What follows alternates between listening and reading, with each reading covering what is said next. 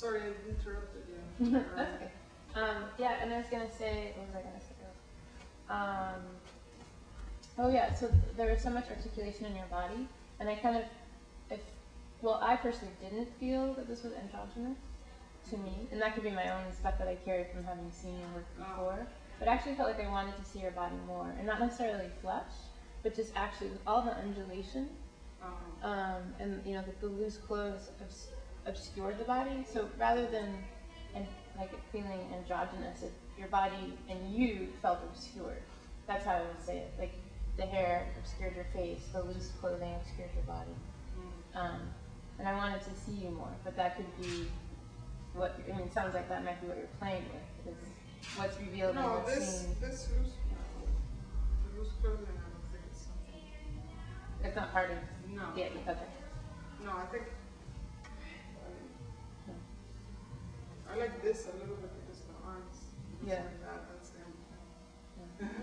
No, but I think the thing that like because this is like started as a solo and then he's collaborating in it, so he's kind of entered into performing also with me. So we're kind of negotiating that. What is this gonna be, or what is our roles? So we talked a lot about not becoming like a man-woman. It's not like about like a duet, you know, a man and a woman duet, like that, like a couple at all. So in that way, that beginning, that part, from what I understood, that's what we meant that was androgynous. Yeah, the beginning. Yes. And then once you went into the solo work, it became much more earthy, with kind of least feminine. Yes.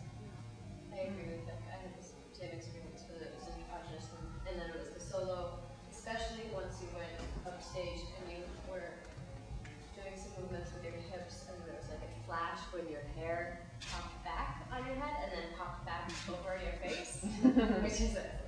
But those are moments where it was like, oh, she is a woman. I mean, this also, I don't know if it would be how much, I don't know what moments, like right now it's really like experimenting, like is this section work with the mask or not? Yeah, sure. Do you think Toronto will have some of this too? Yeah, Hugh had, I mean, should we explain? She was asking if you would have solos, like when. Yeah, I don't know if we know that yet. Yeah.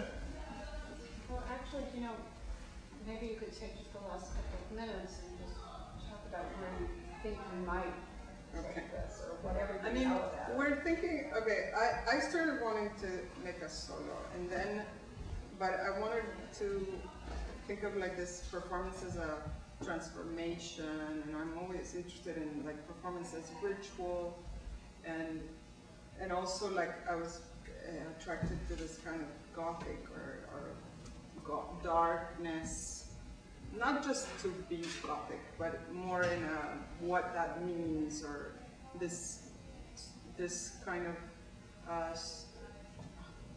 fight between like nature and society, and like I love this like darkness and like, you know, these themes of the, what do you call it? I don't want to say horror film, but this kind of what? Yeah, I guess. But if you think of like vampires or these like werewolves or all these things, there's something about like the fear of man of becoming beast-like, or this otherworldly, or this power within us that we could like become something else, or there's something there that I feel like loss of control. Loss of control, like, or desire to go past your limits of yourself, your body, or society. So I feel like making theater for me is it's like that a little bit.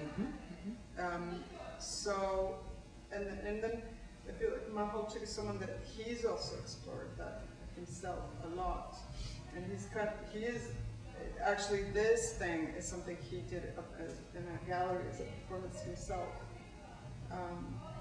and the music he's done, I don't know, like there's some kind of intersection for us with that, and I kept telling him, I feel like I imagine you being some kind of like a sorcerer or, you know, wizard that like gives me powers, and I mean like this like weird fantastical thing that's, I don't want it to be that literal, but there's that, but then we also engage very much in this kind of like conceptual thing where that applied to what is it to make theater now, and this whole like conceptual trip of that. So we start thinking, but right now where it's at, and if you have anything, you correct me or say, is like we are both doing this incantation, we're both doing this to the space. So we're trying to make this ritual where I guess it became like we were saying, like, can we make it a duet? Can it be a duet and a solo at the same time? Yeah. Yeah, it came from that, and then we're like, well, maybe he has to go through his own transformation, and I go through mine, but somehow we do it to the space and to the audience together. So we're kind of, right now it's just like a big, like, how do we solve this problem? And in the meantime, I've continued to work on me wanting to go more towards movement and really like explore this that I feel like I never put enough out there.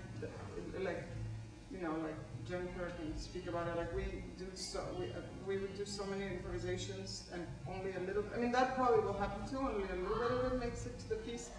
But I feel like I want to go there more, like more movement, more improvisation, more nuanced, more body in a way. And I don't know. But yeah, we're figuring out how is it. No, I think you explained everything. I'm gonna, not because there's not more to say, because of wrap this up. So, you know, this you can kind of follow this in January when we present here on in January on work in progress showings for the artists in residence. And you know, a lot of you know Luciana. You can email her. You can. There's a blog. There's a. So if you have thoughts and you have ideas that follow this rehearsal, then please go ahead and do that. And we'd also be really interested to kind of hear about this format and what you think about that. In this kind of very strict sense, we've limited it to an hour, but obviously we could talk a lot more than that. But for the purpose of this month, we limit it to an hour, so I was